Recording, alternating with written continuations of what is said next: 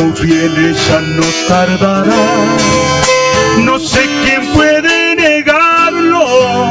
Será hermoso escucharle decir al Señor: ven conmigo, ya vine por ti. Tanta espera no fue en vano. Ven, partamos a nuestro lugar. La luz del día ya viene y tu reino espera por ti. Allá en el cielo Jehová le dirá: ve por tu esposa que aguarda por ti. El que ha vencido al mundo está llegando, no tardará. Ansiosamente esperamos el gran momento de ir con él.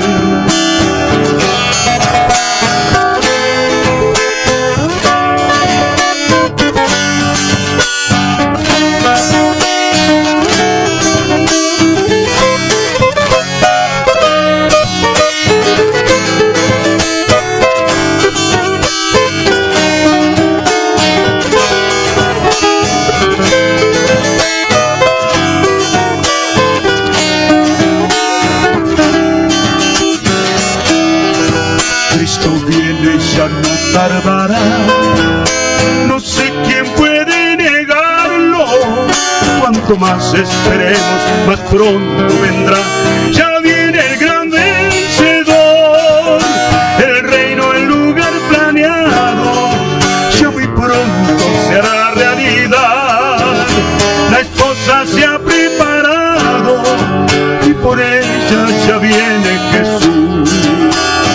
Allá en el cielo Jehová le dirá: ve por tu esposa que aguarda por ti.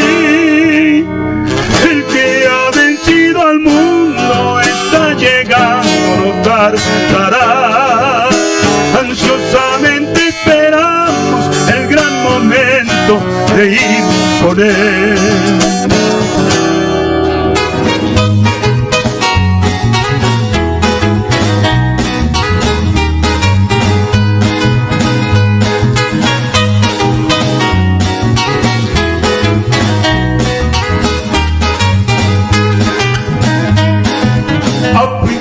Ten paciencia mientras caminas con Dios.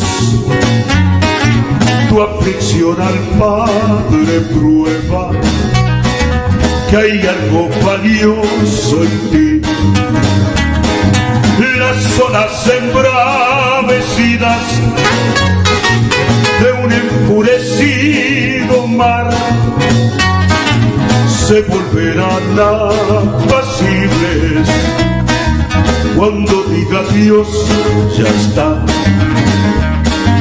La aflicción tiene su límite, pronto verás su final. Espera calladamente, algo bueno hay para ti. Dentro de muy pocas horas, dulcemente Él te dirá: aunque yo te haya afligido, solo lo hice por amor. Bendita pena que trae del Padre consolación.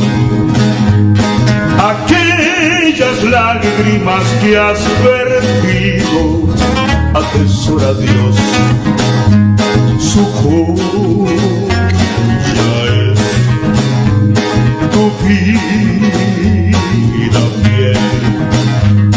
Su joya es tu vida fiel.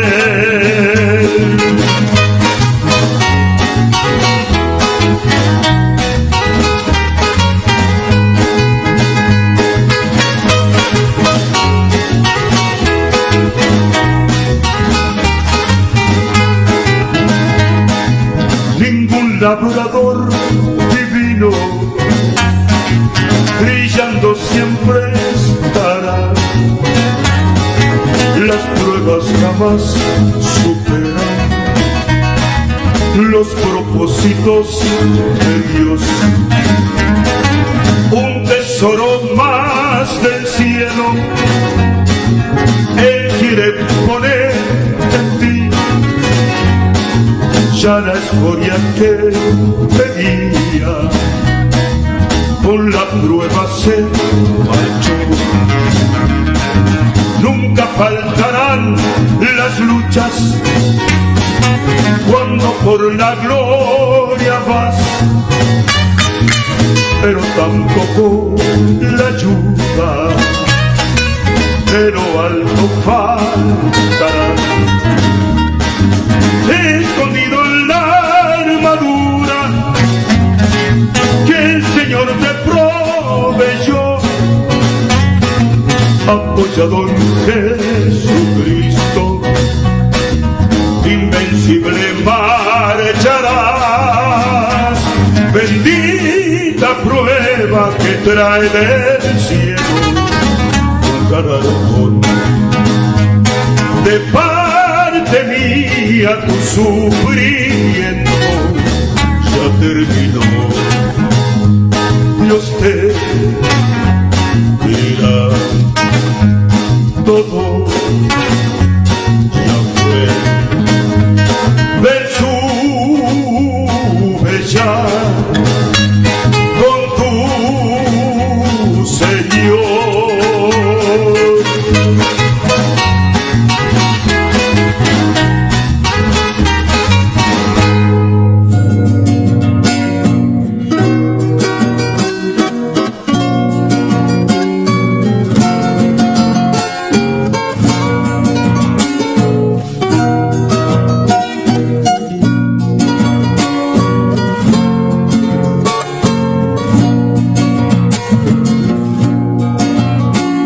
Amar la venida de Cristo no solo es estar aguardando, decir que ya viene pronto no significa que esperamos vivir según el llamamiento. Es amar su inminente regreso. Hay muchos que esperan por Cristo, viviendo según sus maneras. Ansían con Cristo reunirse, sin fijar solo en Él su mirada. Si el son de la trompeta ignoran, no será porque el Señor no quiso. De aquí viene pronto el amado, lo confirma su propia palabra. Ciertamente Él ya viene en breve, afirmemos nuestros corazones.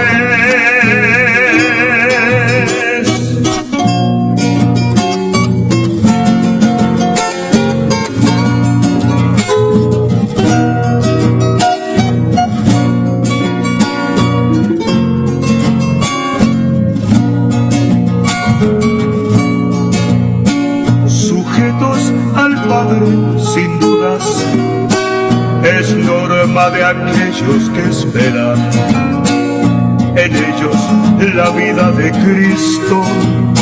Se eleva en pleno crecimiento, la esposa de Cristo es quien vela, constante amando su venida, mirando a su esposa el amado. Contempla su propia belleza, la ve que a pesar de las luchas, en nada perdió su hermosura. Es que ella aceptó prepararse para acompañarle la gloria. Y aquí viene pronto el amado, lo confirma su propia palabra. Ciertamente ya viene en breve, afirmemos nuestros corazones.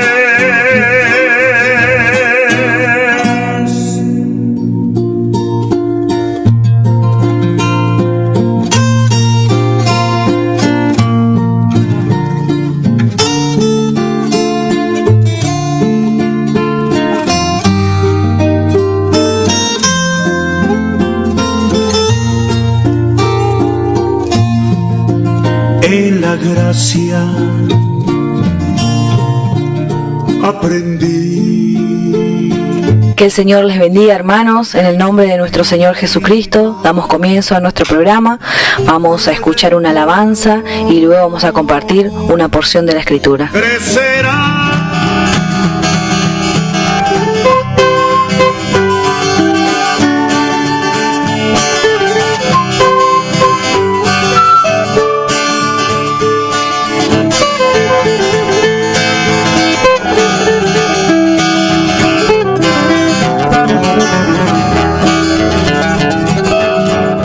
Aunque el cielo y la tierra se deshagan ante el fiel, confundido no será jamás.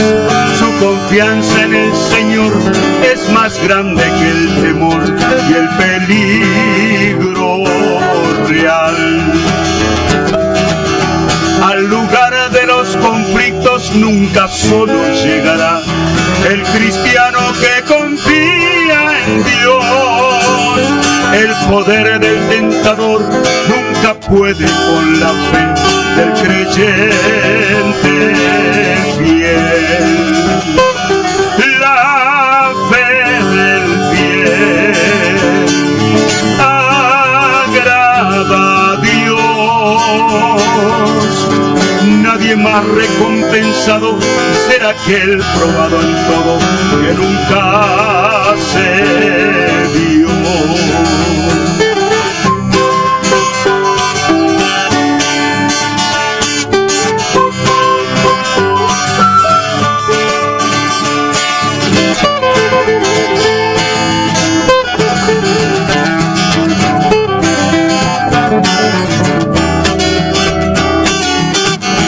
Se equivoca el enemigo atacando al santo fiel, presa fácil no será jamás.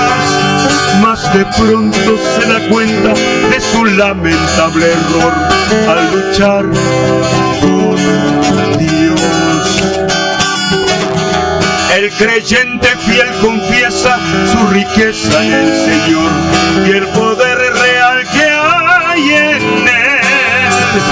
En la lid cual nazareo hace uso de su fe en la fuerza de Jehová.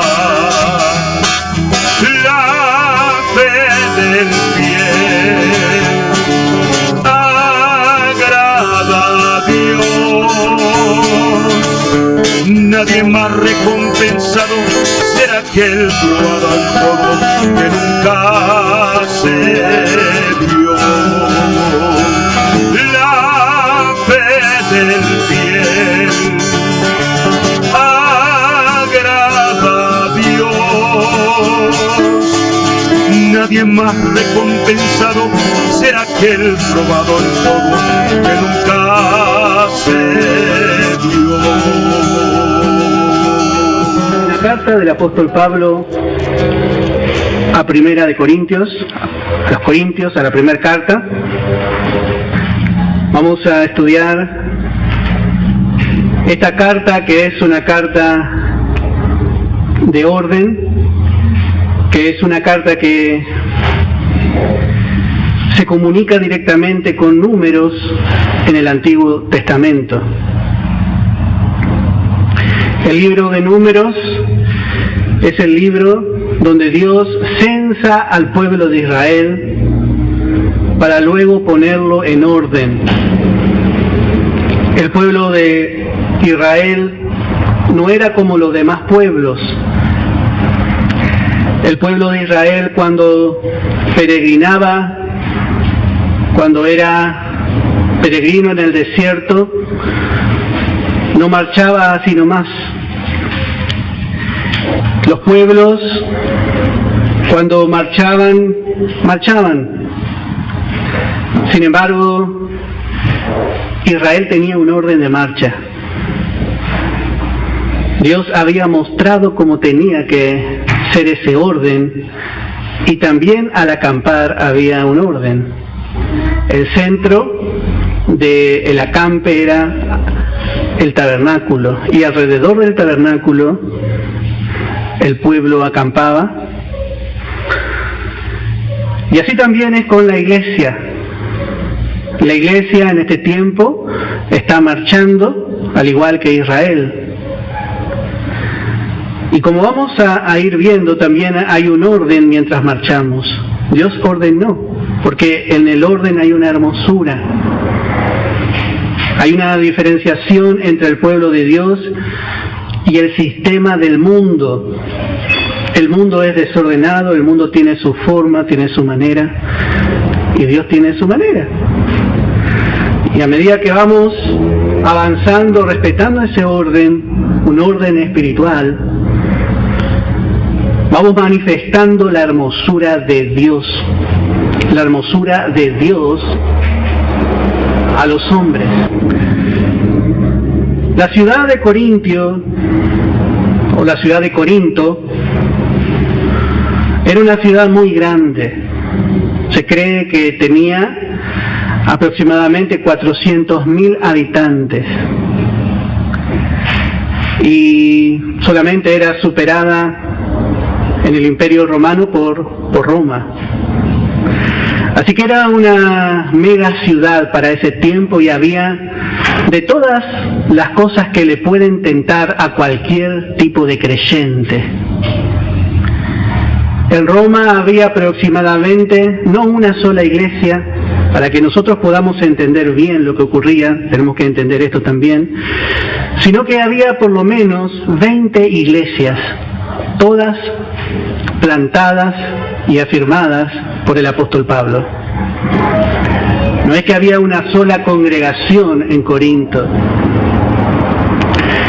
Y era conocida esta ciudad por la inmoralidad que había en ella. Si Atenas era la ciudad o el centro del intelecto humano, de la filosofía, bueno, Corinto era la ciudad conocida por su inmoralidad. Y esto fue algo que afectó directamente a los hermanos de Corintio. Había prevaleciente carnalidad, había niñez, había desórdenes en el culto, también había divisiones, había abusos en la cena del Señor. Y también lo que vamos a encontrar es que en Corinto estaban entrando falsos maestros, especialmente del orden de los saduceos,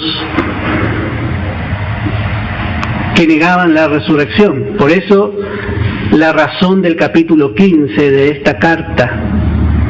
Estaban entrando maestros de error, los saduceos, que negaban la resurrección. Entonces, Pablo levanta una gran defensa y escribe este capítulo 15. Esta asamblea fue fundada por Pablo en su segundo viaje misionero. Esta asamblea fue fundada por Pablo en su segundo viaje misionero, y eso podemos leer en Hechos capítulo 18, en el versículo 1. Aquí vemos el comienzo de esta asamblea. Y dice: después de estas cosas, Pablo salió de Atenas y fue a Corinto. Y halló a un judío llamado Aquila, natural del Ponto, recién venido de Italia, con Priscila su mujer, por cuanto Claudio había mandado que todos los judíos saliesen de Roma, fue a ellos. Y como era del mismo oficio, se quedó con ellos y trabajaban juntos, pues el oficio de ellos era hacer tiendas. Y discutía en la sinagoga todos los días de reposo, y persuadía a los judíos y a griegos. Y cuando Silas y Timoteo vinieron de Macedonia, Pablo estaba entregado por entero a la predicación de la palabra, testificando a los judíos que Jesús era el Cristo. Pero oponiéndose y blasfemando estos, le dijo sacudiéndose los vestidos: vuestra sangre sea vuestra propia cabeza, yo limpio, desde ahora me iré a los gentiles. Y saliendo de allí se fue a la casa de uno llamado Justo, temeroso de Dios, la cual estaba junto a la sinagoga. Y Crispo, el principal de la sinagoga, creyó en el Señor con toda su casa. El principal de la sinagoga, tremendo. Y muchos de los corintios, oyendo esto, creían y eran bautizados. Entonces el Señor dijo a Pablo en visión de noche: no temas, sino habla y no calles, porque yo estoy contigo y ninguno pondrá sobre ti la mano para hacerte mal, porque yo tengo mucho pueblo en esta ciudad. Y se detuvo allí 1 año y 6 meses enseñándoles la palabra de Dios. Así que vemos la estadía de Pablo en Corintio. Bueno, desde allí, desde este lugar, Pablo escribió la carta a los tesalonicenses, desde los Corintios. Algunas de las personas que se fueron convirtiendo en este lugar fueron del judaísmo, pero la gran mayoría eran de origen griego, de origen pagano.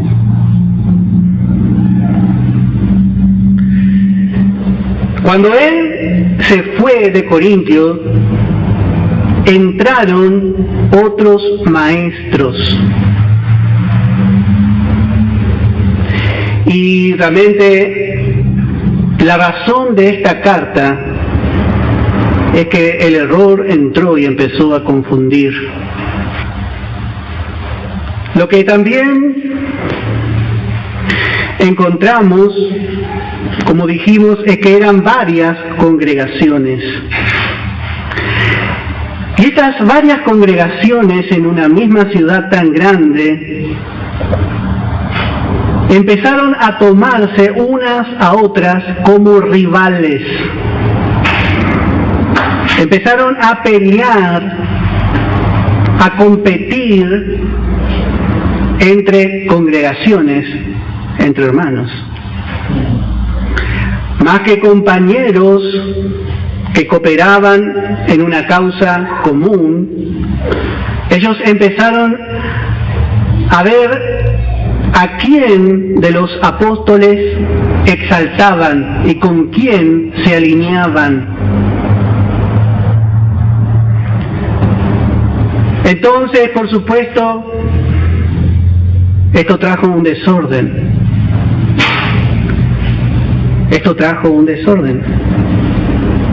Se agrupaban en pos de diferentes caudillos de la iglesia.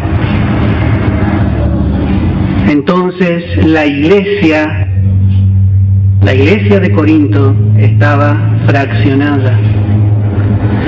Y cuando nosotros decimos iglesia, muchas veces nosotros hablamos y decimos la iglesia de Jahuel, la iglesia de Chingolo, la iglesia de Bursaco, la iglesia de Lomas. Está mal. La iglesia es una. Tendríamos que decir los hermanos de Jahuel, los hermanos de tal lugar, porque la iglesia es una. La iglesia es el cuerpo de Cristo y la iglesia está diseminada por todo el mundo. Está en Estados Unidos y esa misma iglesia de Estados Unidos es la misma iglesia que está acá hoy.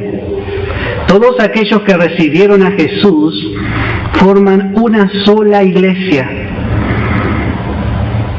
Pero el hombre trata de fraccionar y decir, bueno, esta es mi iglesia, acá hago yo como quiero, porque es mi iglesia.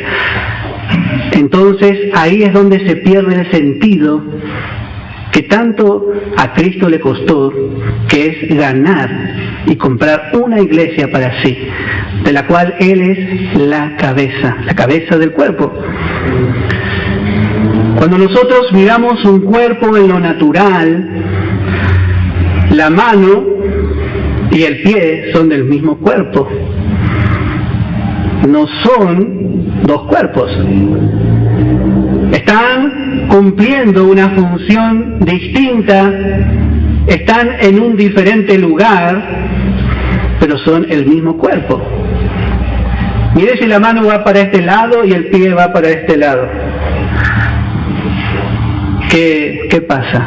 Bueno, ahí eso sucede porque la cabeza no funciona bien. Pero todos los miembros del cuerpo, todos, hermano, y cuando hablamos del cuerpo de Cristo, hablamos del cuerpo de Cristo, no solamente de aquellos que conocen el Evangelio de Pablo. Vamos a ver cómo el Espíritu Santo ve un cuerpo. Todos aquellos hermanos que recibieron a Jesús están en el cuerpo de Cristo y cada uno es necesario en su lugar. Por supuesto, encontramos los ojos, los oídos, encontramos algunos que tienen un lugar más específico, quizás más, no sé si la palabra es importante, porque realmente todos los miembros son importantes, pero son los que guían porque están en la cabeza, están trabajando juntamente con la cabeza y son miembros. Pero cada miembro es importante, como vamos a ver en esta carta. Cuando nosotros llegamos a entender esta verdad, llegamos a salir de ese pensamiento tan limitado de que nosotros solos somos. Al caminar, los pies soportan el peso de todo el cuerpo. Las manos muchas veces sirven para tener equilibrio. Los ojos ven qué es lo que hay en el camino. El oído oye y está alerta. Note que todo trabaja en conjunto. Cuando la cabeza funciona bien. Ahora, si hay un problema en la cabeza, se refleja en el cuerpo. Muchas veces hay gente que tiene un problema y tiemblan sus manos. Entonces los miembros se ven afectados. Y esto ocurre, hermano, en lo espiritual cuando nosotros no vemos a Cristo como cabeza. Si nosotros entendemos que el cuerpo es uno y la cabeza es una, no podemos permitir que el brazo pelee con el pie, porque son del mismo cuerpo. Y es contra natura y es contraproducente de que eso pase. Pero esto ocurría en la iglesia de los Corintios. La iglesia es un organismo indivisible, porque es un organismo espiritual. La iglesia es el cuerpo espiritual de Cristo. No se puede dividir. Pero los hombres dividen la iglesia en grupos y los sectarizan cuando ellos se ponen como cabezas. Entonces ahí viene la pelea, ahí viene la contienda, y ahí también viene, sobre todas las cosas, lo que viene es la debilidad. La iglesia visible está dividida, pero la iglesia espiritual es indivisible. Y los que tienen la verdadera fe para ver esto, usan los recursos de todo el cuerpo. Imagine que usted tiene que usar solamente su mano para subsistir. Usted, en su calidad de vida, realmente tendría muchas faltas, muchas carencias. Pero cuando nosotros vemos el cuerpo y vemos que cada uno, cada miembro está en su lugar, cada hermano perteneciente a esta iglesia, quizá alguno está trabajando en Chaco, otro en Tucumán, otro está en, como dijimos, ahí en Varela, hay acá en Jahuel.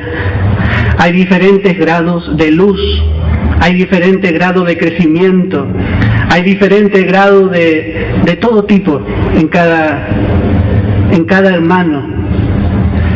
Pero eso no quiere decir que no sirva o que tengamos que separarnos de un hermano, porque somos un cuerpo en el Señor. Y el cuerpo trabaja junto. Y esto es lo que Pablo va a enseñar en esta carta. Por supuesto, en el cuerpo va a haber miembros que están más cercanos a otros. Vemos en la mano están los dedos. Y son muy cercanos al brazo. Y así también va a haber en la iglesia hermanos que van a estar más en comunión con otros, porque hay diferentes grados de crecimiento en la iglesia, pero siguen estando en el mismo cuerpo. Y nosotros necesitamos mirarnos como uno, porque siendo muchos somos uno, y la cabeza es Cristo. Siempre que miremos a la cabeza, la unidad se va a mantener. Pero cuando un miembro, la mano, o el pie, o el brazo, o los ojos, quieran sobresalir más que otros, se van a producir divisiones. La división se produce en la iglesia, cuando hay un miembro que se exalta a sí mismo sobre los demás miembros. Por eso en 1 Corintios, vamos a leer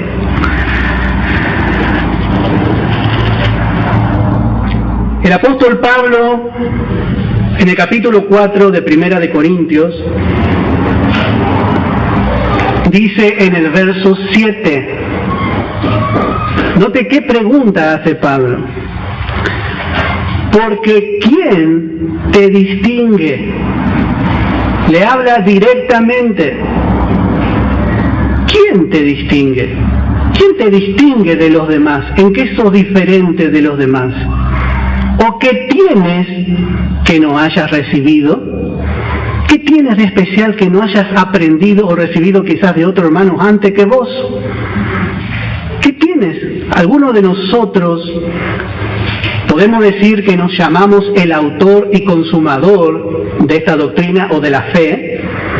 Ninguno de nosotros. ¿Acaso Pablo fue crucificado por vosotros? Menos. Pablo se quería correrle ese lugar que los corintios, como vamos a ver, le querían dar.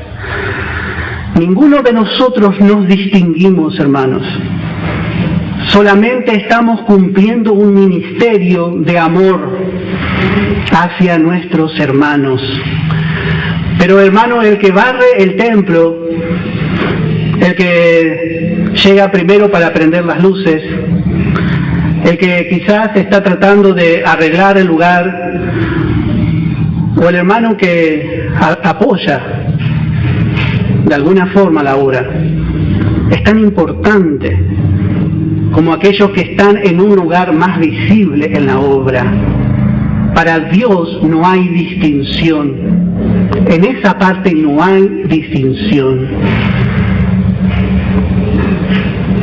Porque cuando nosotros empezamos a sentirnos como los únicos y como los únicos especiales, lo que logramos es enorgullecernos.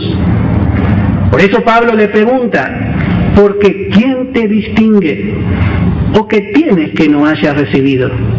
Y si lo recibiste, ¿por qué te glorías como si no lo hubieras recibido? Bueno, en esa tontera no tenemos que entrar.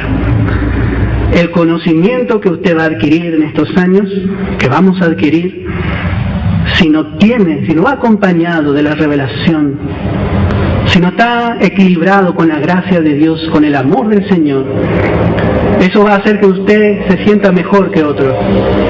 Pablo mismo pasó por esta experiencia y Dios le puso un aguijón en la carne. El conocimiento se usa para tomar señorío o para gobernar. En este tiempo los hombres dicen que los medios de comunicación son un poder, no sé si llaman el quinto poder o algo así, le llaman, porque la información gobierna. Pero en lo espiritual no es así. El Señor le dio realmente a los apóstoles y a sus obreros algunos oficios que son para edificación del cuerpo, pero el señorío siempre va a ser de Cristo. El señorío nunca Dios le dio a un hombre, a no ser al Señor Jesucristo. Ningún hombre puede tomar este lugar. Por eso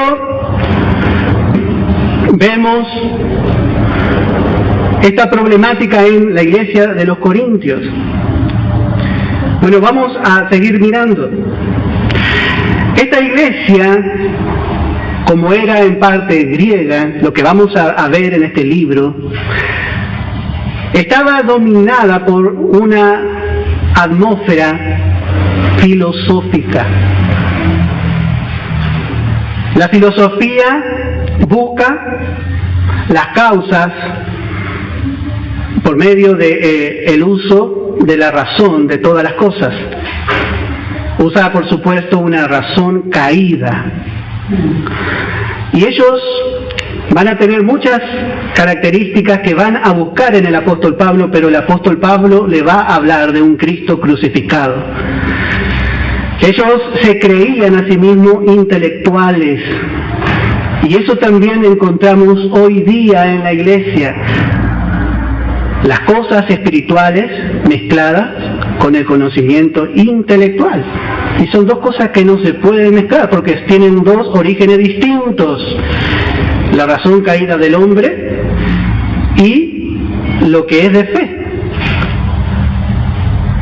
La mente de Cristo tiene una razón para poder entender las cosas de Dios, pero es una razón elevada, es una razón limpia que tiene en cuenta a Dios, que está llena de fe, que tiene la capacidad de comprender los propósitos de Dios.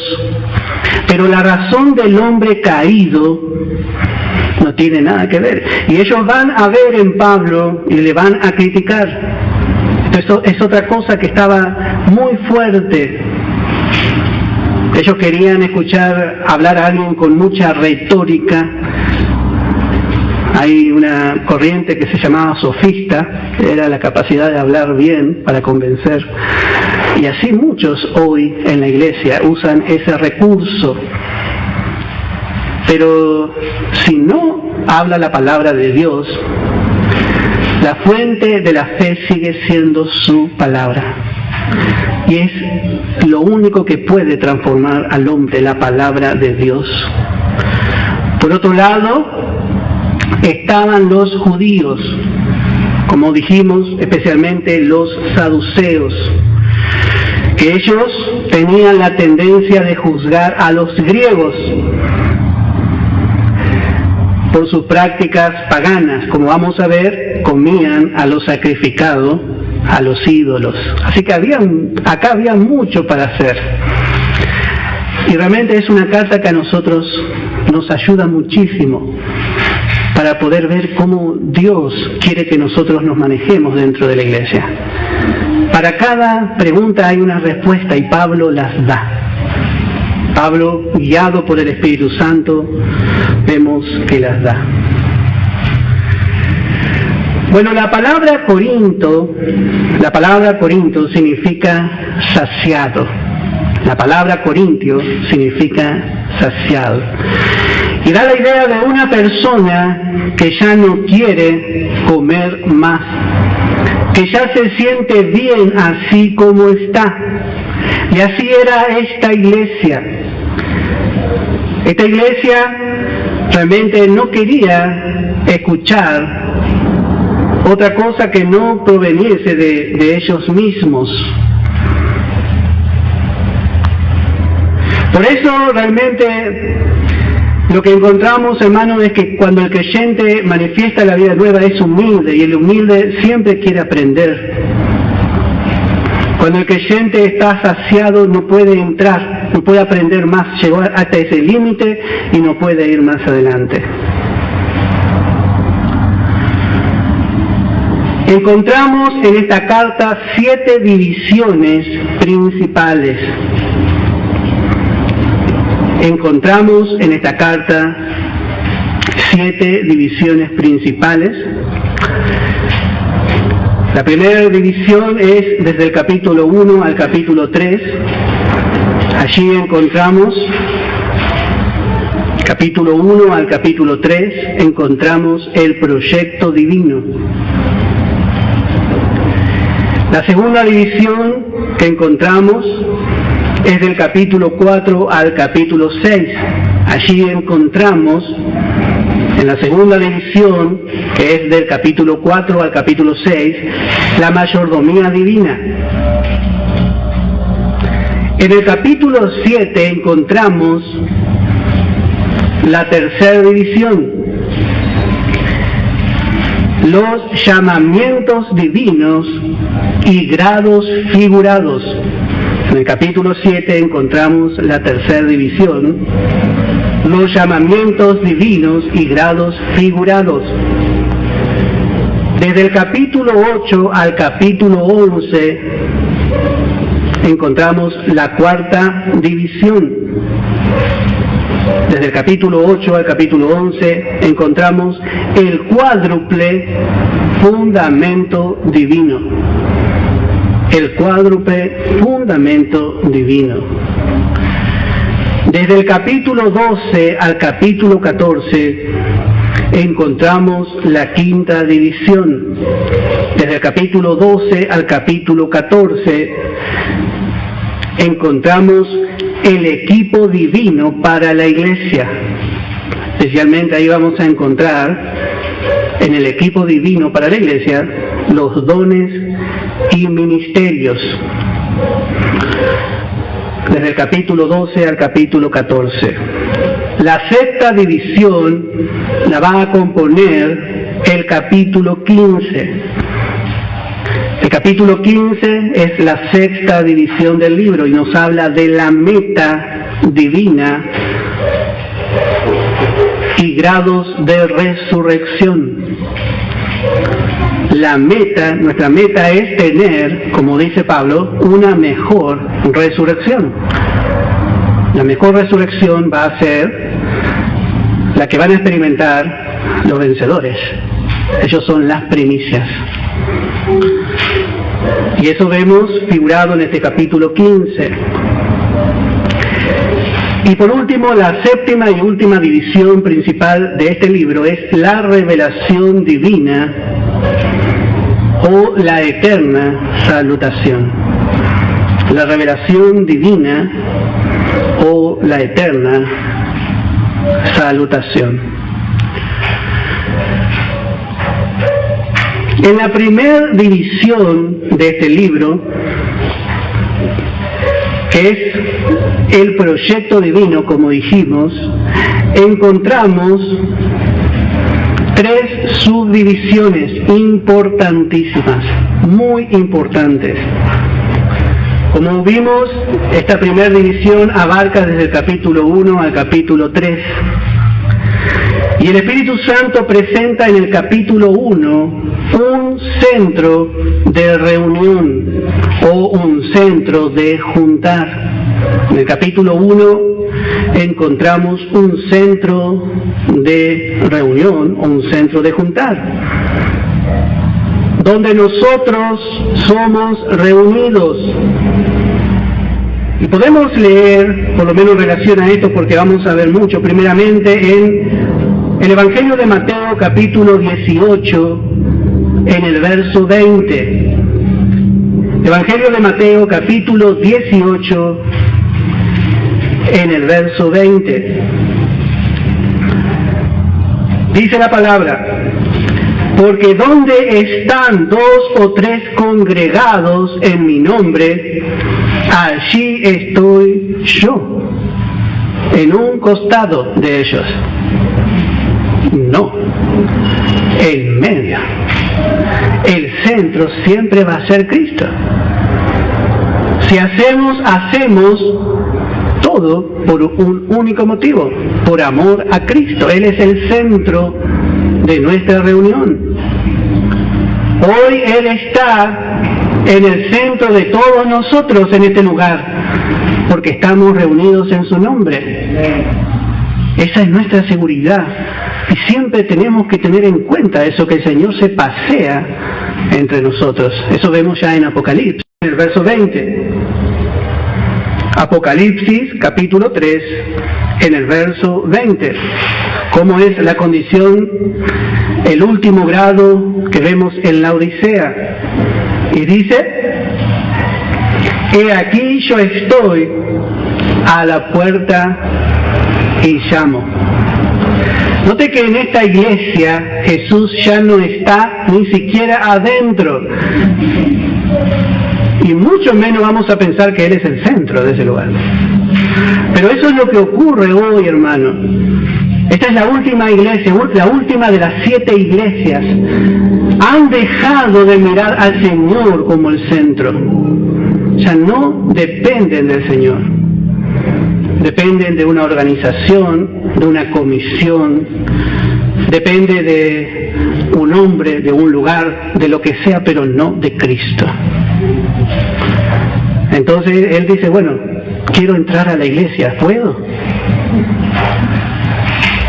Es triste, hermano. Él está afuera. Le dejaron fuera. Que el Señor nos ayude a poder prestar atención a estas advertencias que encontramos en la palabra. La segunda división de esta primera división, la segunda subdivisión de esta primera división, encontramos un poder. Es el capítulo 2. La encontramos en el capítulo 2 y encontramos un poder.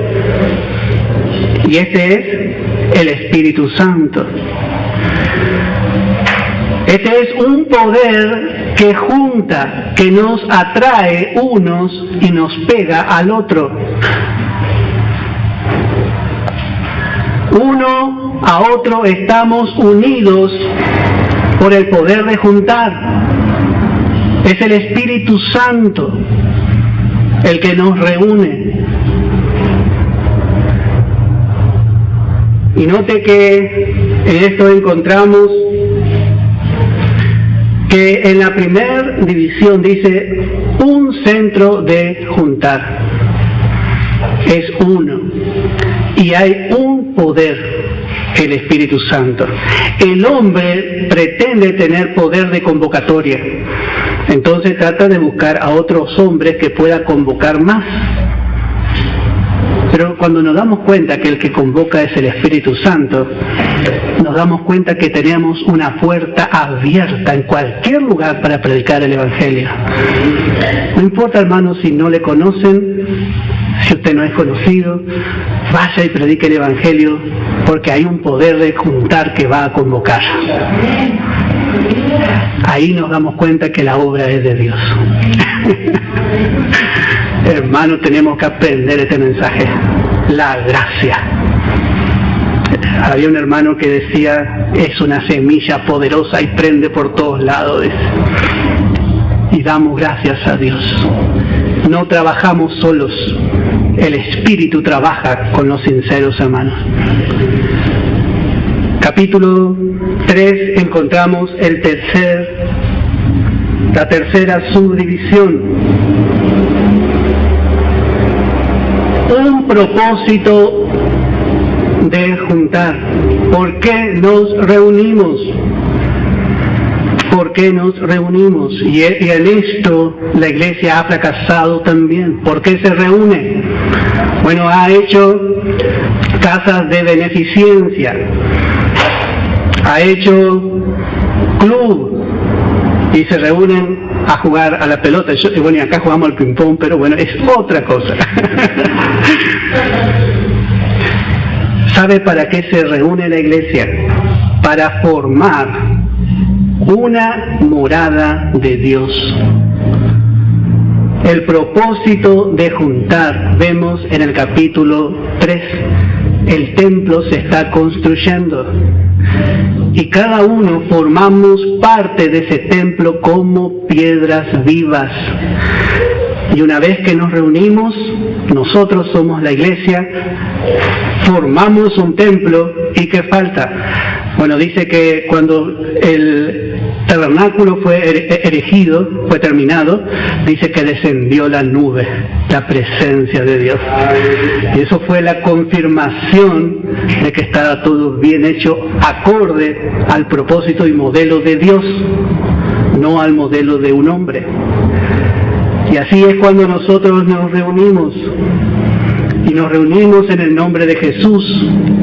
Y nos reunimos en el poder del Espíritu Santo porque Él convoca. Bueno, el Señor viene solito, no golpea la puerta, sino que Él viene y se sienta al lado de nosotros y nos hace sentir su presencia. Y ahí la nueva creación adora, porque siente la presencia de Dios. Este es el culto ordenado por Dios.